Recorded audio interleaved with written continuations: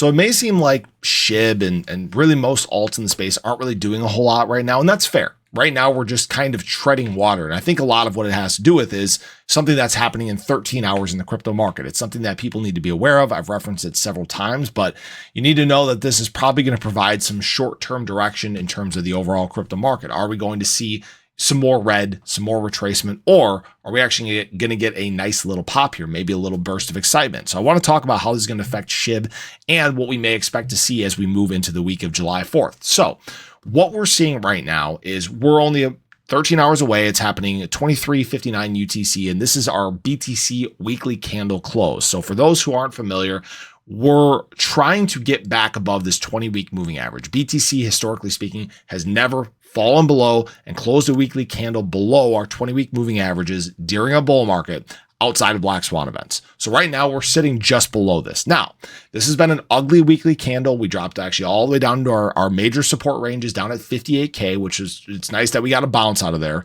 And I will say we even got a nice surge last night. We had a huge smash buy in terms of BTC, $450 million that sent us up into this mid 61K range. And now it's all a question of, does the market over these next 13 hours have enough oomph to get up over this hump? Okay.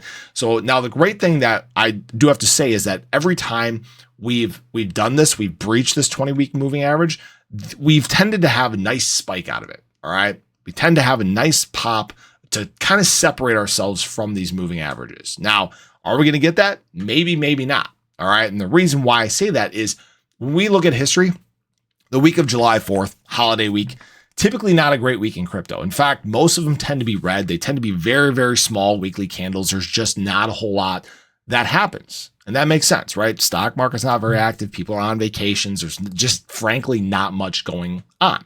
Now, what I will say is this, is if we do get this pop, if we get this breach above here, I'd expect the market to maybe get a little more lively. And the reason why is actually short leverage liquidations. All right. So we are very, very close to short interest. In fact, our little pop that we had last night, gaining, probably about $600 in terms of BTC, it actually put us very close to some of these short liquidation ranges. And it wouldn't surprise me if the market starts getting a little poppy as well. We might have kind of a weird 4th of July week. Now, obviously, this is not a guarantee. It's not financial advice.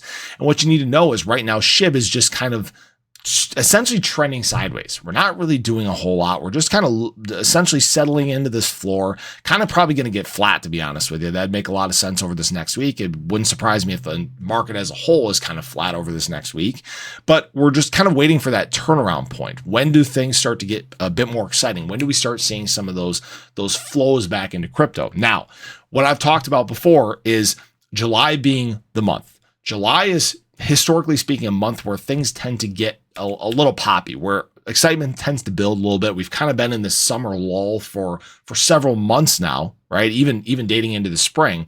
And eventually these consolidation periods, they end. Capital starts to flow in. People start to see, oh my gosh, we're sitting in discounts. We're in the dip right now, right? And I will say this, there are a lot of people that are going to get left behind. I'm seeing a ton of the comments, ton of the sentiment is in that realm right now. And it's just data, guys, right? We're doing what we've done historically speaking. BTC dominance is doing what it's done historically speaking. This is not a different market cycle from ones that we've had in the past. Like I said, we kind of had unrealistic expectations with that early surge of retail money, with institutional money pushing BTC up higher than we have done early on in the cycle. But we've not rebounded. We've basically fallen back into what we normally do.